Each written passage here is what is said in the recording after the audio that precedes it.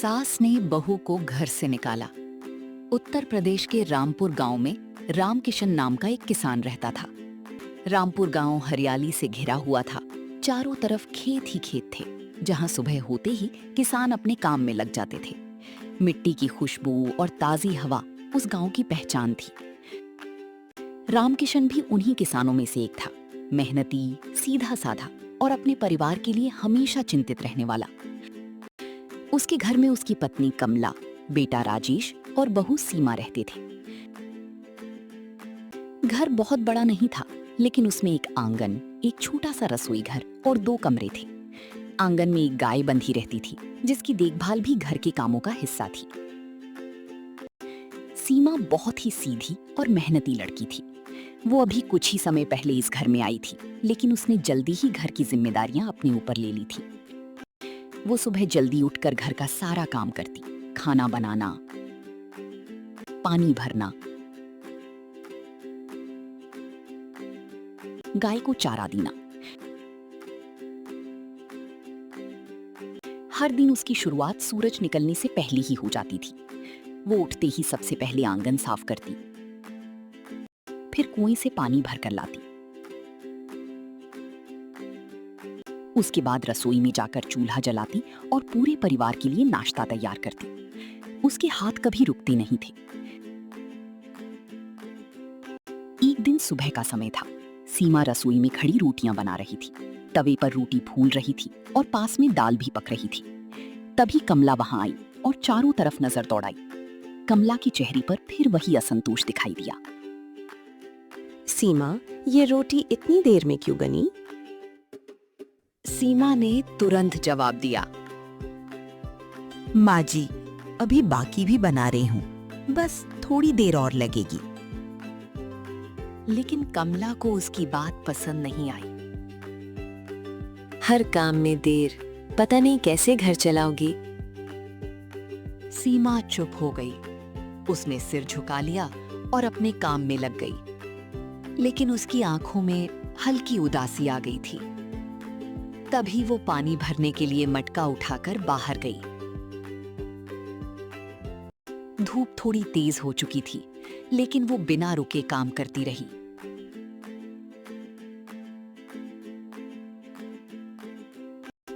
पानी भरकर लौटते समय उसने गाय को भी चारा दिया।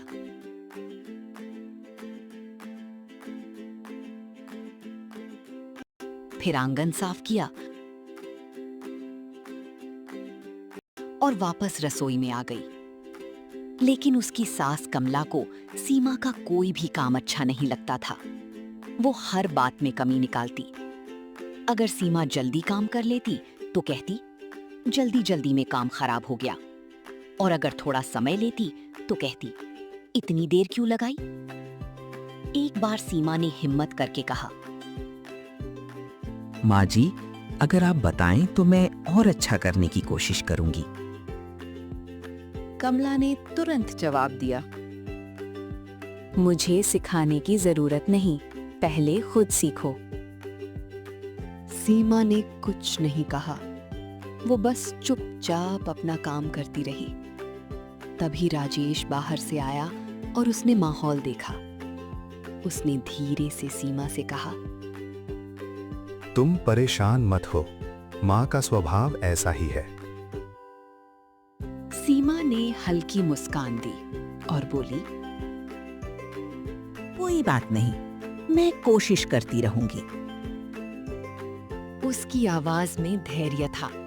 वो जानती थी कि सब कुछ एक दिन में नहीं बदलता, लेकिन उसके मन में एक उम्मीद जरूर थी कि एक दिन उसकी मेहनत और सच्चाई सबको नजर जरूर आएगी।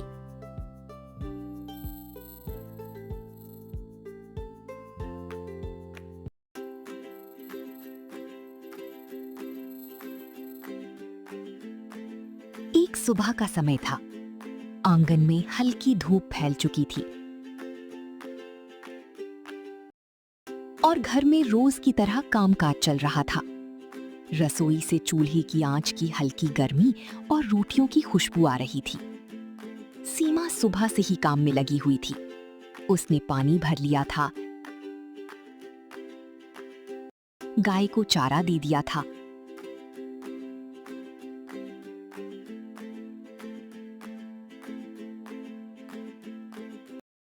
और अब रसोई में खड़ी पूरे परिवार के लिए नाश्ता बना रही थी। उसके हाथ लगातार चल रहे थे, एक तरफ आटा बेलना, दूसरी तरफ तवे पर रोटी सेंकना। तभी कमला रसोई में आई और चारों तरफ नजर घुमाई। जैसे ही उसकी नजर तवे पर रखी रोटी पर पड़ी, उसके चेहरे पर नाराजगी आ गई। सीमा, ये रोटी इतनी मोटी क्यों बनाई है? उसकी आवाज तेज थी, जिससे सीमा एक पल के लिए घबरा गई। माँ जी, मैं अभी दूसरी बना देती हूँ। उसने तुरंत वो रोटी एक तरफ रखी और दूसरी बेलने लगी, लेकिन कमला का गुस्सा शांत नहीं हुआ। तुमसे कोई काम ढंग से होता ही नहीं। उसकी आवाज में ताना और गुस्सा दोनों थे। सीमा का हाथ एक पल के लिए रुक गया। उसने सिर झुका लिया और चुपचाप नई रोटी बेलने लगी। उसकी आंखों में हल्की नमी आ गई थी, लेकिन उसने उसे छुपा लिया।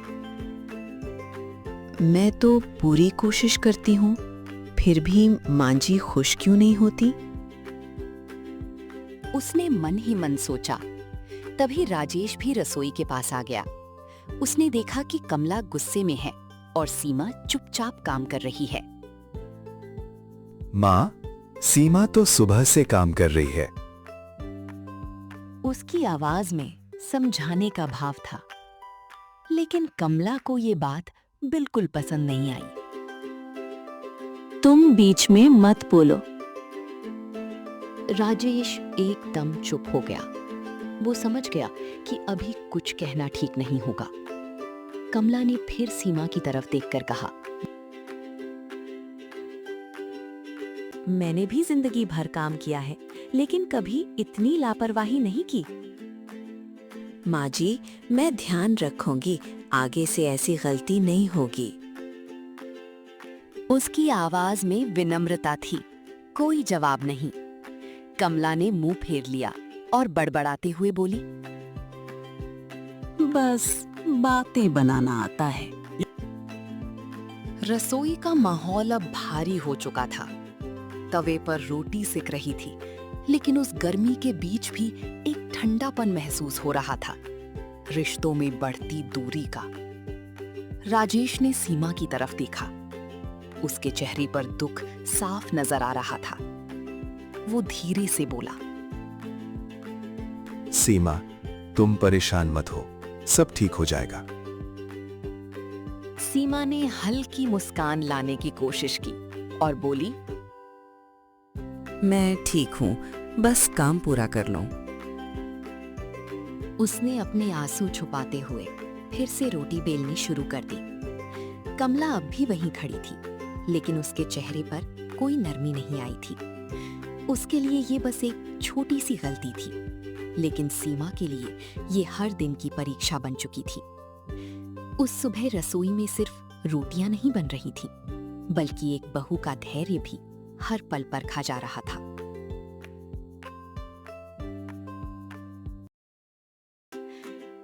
कुछ दिनों बाद घर में फिर झगड़ा हुआ। उस दिन सुबह से ही घर का माहौल कुछ ठीक नहीं था। हवा में एक अजीब सी खामोशी थी, जैसे कुछ होने वाला हो।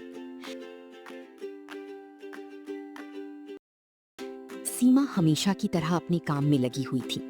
आंगन साफ करना, पानी भरना, फिर रसोई में जाकर खाना बनाना। लेकिन कमला के चेहरे पर सुबह से ही नाराजगी साफ दिख रही थी। वो बार बार छोटी छोटी बातों पर टोक रही थी। अगर तुम्हें काम करना नहीं आता, तो इस घर में रहने की जरूरत नहीं है। उसकी आवाज इतनी तेज थी कि पूरा घर गूंज उठा। सीमा की आंखों में आंसू आ गए। उसने कांपते हुए हाथों से बर्तन उठाया और धीरे से कहा, माँ जी, मैंने क्या गलती की है? उसकी आवाज भर्रा गई थी। वो सच में समझ नहीं पा रही थी कि आखिर उससे इतनी बड़ी गलती क्या हो गई। लेकिन कमला अब सुनने के मूड में नहीं थी। बस अब बहुत हो गया। उसने गुस्से में हाथ हवा में उठाते हुए कहा, अभी इसी वक्त इस घर से निकल जाओ। उसकी बात सुनकर सीमा जैसे सन्न रह गई। कुछ पल के लिए उसे यकीन ही नहीं हुआ कि उसने सही सुना है। घर से निकल जाऊं? उसके मन में जैसे तूफान उठ गया।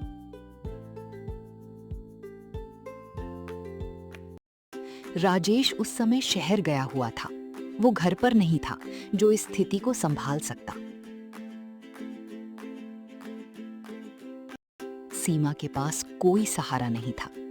उसने एक बार इधर-उधर देखा।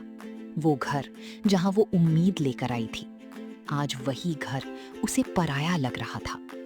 उसकी आंखों से आंसू लगातार बहने लगे। माँ जी, मैं कहाँ जाऊंगी? लेकिन कमला का दिल उस समय कठोर हो चुका था। मुझे नहीं पता, जहां जाना है जाओ, लेकिन इस घर में अब नहीं रहना। सीमा के हाथ कांपने लगे। उसने धीरे-धीरे अपने आंसू पोंछे, लेकिन वे रुक नहीं रहे थे। वो कुछ पल वहीं खड़ी रही, जैसे उसके पैरों में जान ही नहीं रही हो। फिर उसने चुपचाप अपना दुपट्टा उठाया और दरवाजे की तरफ बढ़ गई। उसने एक बार पीछे मुड़कर घर को देखा। वही आंगन, वही रसोई, वही दीवारें, जहां उसने इतने दिन मेहनत की थी। आज सब कुछ उससे दूर हो रहा था।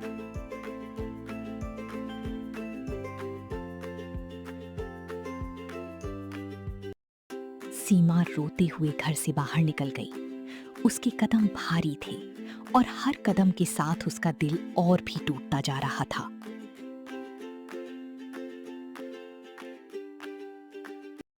गांव की गली में चलते हुए लोग उसे देख रहे थे, लेकिन वो किसी की तरफ नहीं देख पाई। उसकी आंखों के सामने सिर्फ आंसू थे और दिल में एक ही सवाल, मैंने आखिर क्या गलत किया? वो अकेली थी, बिल्कुल अकेली। और उस पल उसके पास ना कोई सहारा था, ना कोई जवाब, बस दर्द और खामोशी।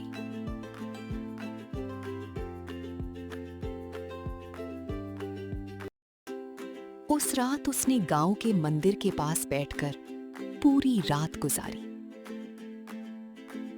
गांव के किनारे एक पुराना सा मंदिर था। वहां हमेशा हल्की सी शांति रहती थी। रात के समय तो वो जगह और भी सुनसान हो जाती थी। सीमा धीरे धीरे चलते हुए उसी मंदिर के पास पहुंची। उसके कदम लड़खड़ा रहे थे, आंखें आंसुओं से भरी हुई थी और दिल में दर्द भरा था। वो मंदिर की सीढ़ियों पर बैठ गई। चारों तरफ सन्नाटा था। बस कहीं कहीं से झींगुरों की आवाज आ रही थी और हल्की हवा चल रही थी। सीमा ने अपने घुटनों को पकड़ लिया और सिर झुका लिया। उसकी आंखों से आंसू लगातार बह रहे थे। मैंने क्या गलती की? वो बार बार खुद से यही सवाल कर रही थी। उसे अपना घर याद आ रहा था, रसोई, आंगन और वो जिंदगी जिसमें वो हर दिन मेहनत करती थी। लेकिन आज सब कुछ छिन गया था। कुछ देर बाद उसने मंदिर के अंदर जलते दीपक की तरफ देखा।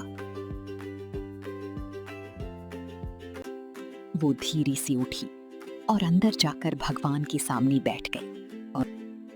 है भगवान, अगर मुझसे कोई गलती हुई है तो मुझे सजा मत दीजिए, बस मुझे रास्ता दिखाइए। उसकी आवाज कांप रही थी। फिर वो वापस बाहर आकर सीढ़ियों पर बैठ गई। रात धीरे धीरे बीत रही थी। नींद उसकी आंखों से कोसों दूर थी। कभी वो आसमान की तरफ देखती, कभी अपने आंसू पोंछती।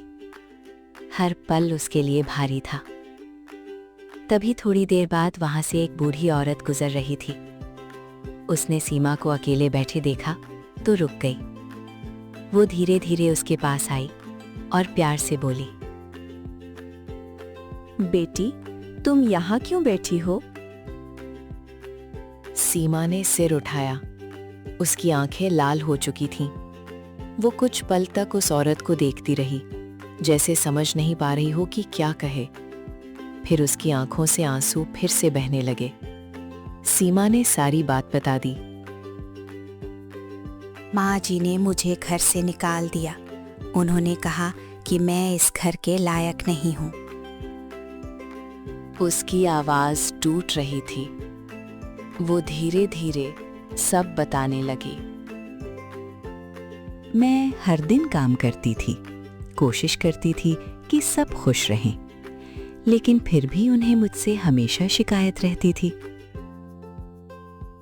बूढ़ी औरत ध्यान से उसकी बात सुन रही थी। उसने बीच में कुछ नहीं कहा, बस शांत भाव से उसे देखती रही। सीमा ने आगे कहा, आज उन्होंने कहा कि मैं घर छोड़ दूं और मैं कुछ नहीं कर पाई। वो फूट फूट कर रोने लगी। बूढ़ी औरत ने धीरे से उसके कंधे पर हाथ रखा। रो मत बेटी, सब ठीक हो जाएगा।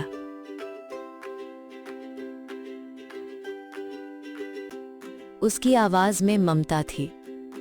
सीमा ने आंसू पोंछते हुए कहा, मेरे पास अब कोई नहीं है, मैं कहाँ जाऊं? बूढ़ी औरत ने उसे ध्यान से देखा और धीरे से मुस्कुराई। जब इंसान के पास कोई नहीं होता, तब भगवान उसके साथ होता है। उसकी बात सुनकर सीमा थोड़ी शांत हुई। मंदिर के पास वही ठंडी हवा चल रही थी, लेकिन अब उस हवा में एक हल्की सी उम्मीद भी घुल गई थी, जैसे किसी ने उसके दर्द को समझ लिया हो।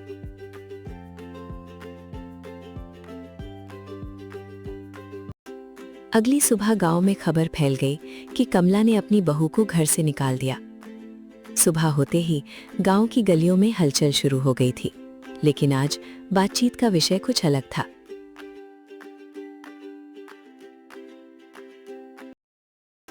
कुएं के पास पानी भरती औरतें आपस में धीमी आवाज में बातें कर रही थीं। सुना तुमने? कमला ने अपनी बहू को रात में ही घर से निकाल दिया। क्या सीमा जैसी सीधी लड़की को? अरे, वो तो सुबह से रात तक काम करती थी, फिर भी कमला को कभी पसंद नहीं आई। धीरे धीरे ये बात पूरे गांव में फैल गई। लोग चौपाल पर भी इसी बात की चर्चा करने लगे। ये तो गलत बात है। बहू को यूं घर से निकालना ठीक नहीं। कमला का स्वभाव तो सब जानते हैं, लेकिन इस बार उसने हद कर दी। गांव के सरपंच को जब ये बात पता चली तो वो कमला के घर पहुंचे। सरपंच गंभीर स्वभाव के आदमी थे। गांव में उनकी बात को लोग मानते थे। जैसे ही वो कमला के घर पहुंचे, आंगन में खड़े होकर उन्होंने आवाज दी, कमला, बहू को घर से निकालना ठीक बात नहीं है।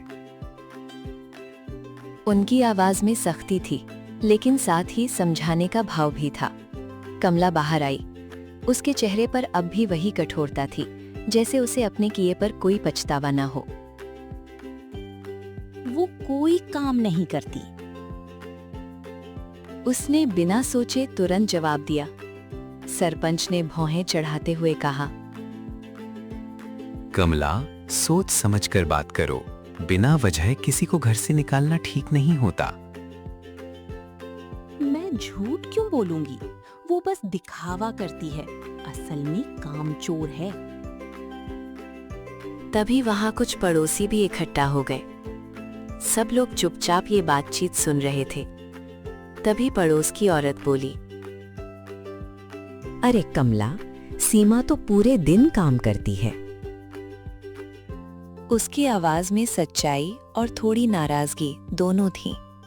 कमला एक पल के लिए चौंक गई। उसे उम्मीद नहीं थी कि कोई उसके सामने इस तरह बोलेगा। पड़ोसन ने आगे कहा, हम रोज देखते हैं, सुबह से पानी भरना, फिर खाना बनाना, फिर गाय को चारा देना, एक पल भी नहीं बैठती थी वो। एक और महिला आगे आई और बोली, सच कह रही है ये, इतनी मेहनती बहू हर किसी को नहीं मिलती। कमला का चेहरा थोड़ा सख्त हो गया। उसने बचाव में कहा, तुम लोगों को क्या पता घर के अंदर क्या होता है। सरपंच ने शांत लेकिन दृढ़ स्वर में कहा, कमला, पूरा गांव अगर एक ही बात कह रहा है तो कहीं ना कहीं सच्चाई उसी में है। कमला अब थोड़ी असहज हो गई थी। उसने इधर उधर देखा, जैसे उसे समझ नहीं आ रहा हो कि क्या जवाब दे। उसी समय एक बुजुर्ग आदमी भी आगे आया और बोला, बहू को घर से निकालना बहुत बड़ी बात होती है, ऐसा गुस्से में नहीं करना चाहिए। अब माहौल पूरी तरह बदल चुका था। जहां पहले कमला को लगता था कि वो सही है, वहीं अब उसे महसूस होने लगा कि गांव के लोग उसकी बात से सहमत नहीं हैं। सरपंच ने आखिरी बार कहा, कमला, अभी भी समय है, सोचो और अपनी गलती सुधारो। उनकी बात हवा में गूंज गई। आंगन में खड़ी कमला चुप हो गई। पहली बार उसे अपने फैसले पर सवाल उठता हुआ महसूस हुआ। उसी समय राजेश भी शहर से वापस आ गया। दोपहर का समय था, धूप तेज हो चुकी थी और गांव की गलियों में हल्की चहल पहल बनी हुई थी। राजेश थका हारा अपने घर की ओर बढ़ रहा था। उसके हाथ में छोटा सा बैग था और चेहरे पर काम की थकान साफ झलक रही थी। जैसे ही वो घर के पास पहुंचा, उसने देखा कि आंगन के बाहर कुछ लोग खड़े हैं और धीमी आवाज में बातें कर रहे हैं। उसे कुछ अजीब लगा। घर के बाहर इतनी भीड़ क्यों है? वो जल्दी से अंदर गया। अंदर जाते ही उसने देखा कि माहौल भारी है। कमला एक तरफ चुप बैठी थी और आसपास कुछ पड़ोसी खड़े थे। राजेश ने घबराकर पूछा, क्या हुआ माँ? सब लोग यहाँ क्यों खड़े हैं? एक पड़ोसी ने धीरे से कहा, राजेश, तुम्हारी माँ ने सीमा को घर से निकाल दिया। ये सुनते ही राजेश जैसे सन रह गया। उसके हाथ से बैग लगभग गिर ही गया। क्या माँ, ये सच है? उसने तेज आवाज में पूछा। कमला ने नजरें झुका लीं, लेकिन फिर भी अपने अंदाज में बोली, हाँ, निकाल दिया। वो इस घर के लायक नहीं थी। राजेश का चेहरा गुस्से से लाल हो गया। जब उसे सारी बात पता चली तो वो गुस्से में बोला, माँ, आपने सीमा के साथ बहुत गलत किया है। उसकी आवाज में दर्द और गुस्सा दोनों थे। कमला ने भी जवाब देने की कोशिश की। मैंने कुछ गलत नहीं किया, वो काम नहीं करती थी। बस कीजिए माँ, पूरा गांव जानता है कि सीमा कितनी मेहनती है। उसकी आंखों में आंसू आ गए थे। आपने बिना सोचे समझे इतना बड़ा फैसला ले लिया। आपने कभी ये नहीं सोचा कि वो कहाँ जाएगी? कमला चुप हो गई। उसके पास अब कोई जवाब नहीं था। आंगन में खड़े लोग भी ये सब देख रहे थे। माहौल और भी भारी हो गया था। राजेश तुरंत सीमा को ढूंढने निकल पड़ा। वो बिना एक पल गवाए घर से बाहर निकल गया। उसके कदम तेज थे, दिल जोर जोर से धड़क रहा था। वो हर गली में जाकर पूछने लगा, किसी ने सीमा को देखा है? एक आदमी ने कहा, सुबह उसे मंदिर की तरफ जाते देखा था। राजेश तुरंत उसी दिशा में दौड़ पड़ा। उसके मन में कई सवाल चल रहे थे। सीमा ठीक होगी या नहीं? उसने खाना खाया होगा या नहीं? वो बेचैनी में जल्दी जल्दी कदम बढ़ाता गया। कुछ देर बाद वो मंदिर के पास पहुंचा। वहां हल्की शांति थी। पेड़ों की छांव में ठंडी हवा चल रही थी और मंदिर की सीढ़ियों के पास वो सीमा को बैठा हुआ देखता है। सीमा सिर झुकाए बैठी थी। उसकी आंखें सूजी हुई थी, जैसे वो पूरी रात रोती रही हो। राजेश उसे देखते ही उसके पास दौड़ कर गया। सीमा। सीमा ने धीरे से सिर उठाया। जैसे ही उसने राजेश को देखा, उसकी आंखों से फिर आंसू बहने लगे। उस पल दोनों के बीच कोई शब्द नहीं थे, बस दर्द और एक दूसरे की चिंता। सीमा, चलो घर वापस चलते हैं। राजेश की आवाज में जल्दी भी और अपनापन भी। वो सीमा के सामने बैठ गया और धीरे से उसका हाथ थाम लिया। सीमा ने उसकी तरफ देखा। उसकी आंखें लाल थीं, चेहरा थका हुआ था और मन अब भी डर से भरा हुआ था। वो कुछ पल तक चुप रही, जैसे खुद को संभालने की कोशिश कर रही हो। सीमा ने डरते हुए कहा, अगर माँ जी फिर नाराज हो गईं तो? उसकी आवाज बहुत धीमी थी, लेकिन उसमें छुपा डर साफ महसूस हो रहा था। राजेश ने तुरंत उसका हाथ कसकर पकड़ा और बोला, इस बार ऐसा नहीं होगा। मैं हूं ना तुम्हारे साथ। अब कोई तुम्हें इस तरह घर से नहीं निकालेगा। ये मेरा वादा है। सीमा की आंखों में फिर आंसू आ गए, लेकिन इस बार उनमें थोड़ा भरोसा भी था। मैंने तो हमेशा कोशिश की थी कि सब खुश रहें, फिर भी। उसकी आवाज टूट गई। राजेश ने तुरंत उसे समझाते हुए कहा, मुझे पता है सीमा, तुमने हमेशा सही किया है। तभी अचानक पीछे से कदमों की आहट सुनाई दी। दोनों ने मुड़कर देखा। तभी कमला भी वहां पहुंच गई। कमला धीरे धीरे चलती हुई उनके पास आई। उसका चेहरा पहले जैसा कठोर नहीं था।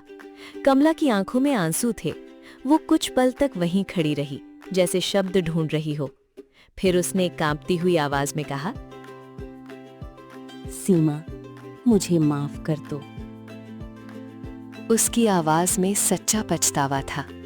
सीमा और राजेश दोनों एक पल के लिए चौंक गए। कमला ने आगे कहा, मुझे अपनी गलती का एहसास हो गया है। उसकी आंखों से आंसू बहने लगे। कमला धीरे धीरे सीमा के पास आई और बोली, मैंने गुस्से में आकर बहुत बड़ी गलती कर दी। मैंने तुम्हें बिना वजह सजा दे दी। तुम तो इस घर के लिए दिन रात मेहनत करती रही और मैं तुम्हारी कद्र नहीं कर पाई। सीमा ये सब सुनकर स्तब्ध रह गई। उसने कभी नहीं सोचा था कि उसकी सास इस तरह उससे माफी मांगेगी। राजेश ने भी राहत की सांस ली। कमला ने रोते हुए आगे कहा, जब गांव के लोगों ने मुझे सच बताया, तब मुझे समझ आया कि गलती मेरी थी। वो कुछ पल के लिए चुप हुई, फिर बोली, बेटी, अगर तुम मुझे माफ कर सको तो घर वापस चलो। सीमा की आंखों में आंसू थे, लेकिन इस बार उनमें दर्द के साथ साथ भावुकता भी थी। उसने धीरे से कहा, माँ जी, मैं आपसे नाराज नहीं हूं, बस डर लग रहा था कि फिर वही सब ना हो। कमला ने तुरंत उसका हाथ पकड़ लिया और बोली, नहीं बेटी, अब ऐसा कभी नहीं होगा। उसकी आवाज में सच्चाई थी। राजेश ने दोनों को देखा और मुस्कुराया। उसने कहा, चलो अब हम सब घर चलते हैं और नई शुरुआत करते हैं। मंदिर के पास खड़ा वो पल बहुत खास था, जहां गलती का एहसास, माफी और अपनापन तीनों एक साथ मिलकर एक नया रिश्ता बना रहे थे।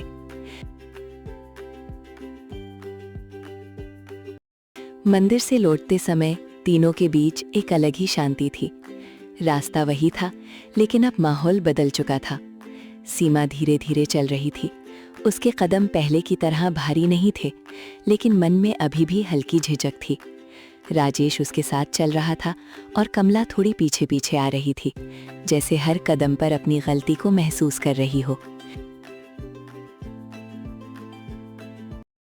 घर के दरवाजे पर पहुंचते ही सीमा एक पल के लिए रुक गई। उसने आंगन की तरफ देखा। वही घर जहां से वो कल आंसुओं के साथ निकली थी। आज वो उसी घर में वापस आ रही थी, लेकिन हालात बदल चुके थे। कमला ने उसकी झिझक को समझ लिया। बेटी, अंदर आओ, ये तुम्हारा ही घर है। उसकी आवाज में अब पहले जैसा कठोरपन नहीं था, बल्कि अपनापन था। सीमा ने हल्के से सिर हिलाया और अंदर कदम रखा। आंगन में प्रवेश करते ही जैसे एक नया अध्याय शुरू हो गया। कमला ने तुरंत कहा, तुम बैठो, मैं पानी लेकर आती हूँ। सीमा थोड़ी हैरान रह गई। पहली बार कमला ने उसे आराम करने के लिए कहा था। नहीं माँ जी, मैं खुद कर लूंगी। लेकिन कमला ने मुस्कुराते हुए कहा, नहीं, आज मैं करूंगी। तुम बहुत थक गई हो। उसके इस व्यवहार ने सीमा के दिल को छू लिया। अब कमला का व्यवहार बदल चुका था।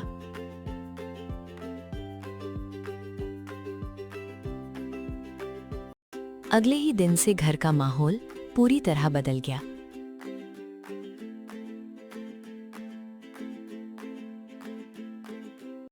कमला अब छोटी छोटी बातों पर गुस्सा नहीं करती थी। अगर सीमा से कोई गलती हो भी जाती तो वो प्यार से समझाती। कोई बात नहीं बेटी, अगली बार ध्यान रख लेना। सीमा के चेहरे पर अब सुकून नजर आने लगा था। राजेश भी ये बदलाव देखकर खुश था। एक दिन पड़ोस की औरत घर आई और बोली, कमला, अब तो घर में सब ठीक लग रहा है। कमला मुस्कुराई और गर्व से बोली, मेरी बहू बहुत अच्छी है। उसकी आवाज में अब सच्चाई थी। पहले तो तुम कुछ और ही कहती थी। कमला ने थोड़ा शर्माते हुए जवाब किया, गलती हो गई थी मुझसे, अब समझ आ गया है। सीमा ये सब सुन रही थी। उसके चेहरे पर हल्की मुस्कान आ गई। उसे अच्छा लगा कि उसकी मेहनत और सच्चाई अब पहचान में आ रही है। गांव वाले भी खुश थे कि घर का झगड़ा खत्म हो गया। चौपाल पर बैठे लोग बातें कर रहे थे। अच्छा हुआ राजेश समय पर आ गया, नहीं तो बात और बिगड़ जाती। अब देखो, कमला भी बदल गई है। यही असली खुशी है। गांव में अब ये कहानी एक मिसाल बन गई थी। लोग कहते, गुस्से में फैसला नहीं लेना चाहिए, समझदारी से ही घर चलता है। उधर घर में भी अब शांति थी। सीमा अपने काम में लगी रहती, लेकिन अब उसके मन में डर नहीं था। कमला भी अब उसके साथ बैठकर बातें करती, कभी कभी उसके काम में हाथ भी बंटाती। एक शाम कमला ने सीमा से कहा, बेटी, तुमने सब कुछ सहकर भी कभी जवाब नहीं दिया। यही तुम्हारी सबसे बड़ी अच्छाई है। माँ जी, घर में शांति सबसे जरूरी होती है। दोनों एक दूसरे को देखकर मुस्कुरा दी। अब वो घर सिर्फ रहने की जगह नहीं था, बल्कि समझ, प्यार और विश्वास का घर बन चुका था। इस कहानी से हमें सीख मिलती है, गुस्से में लिया गया फैसला हमेशा गलत होता है। दोस्तों, अगर कहानी पसंद आई हो तो चैनल को सब्सक्राइब जरूर करें।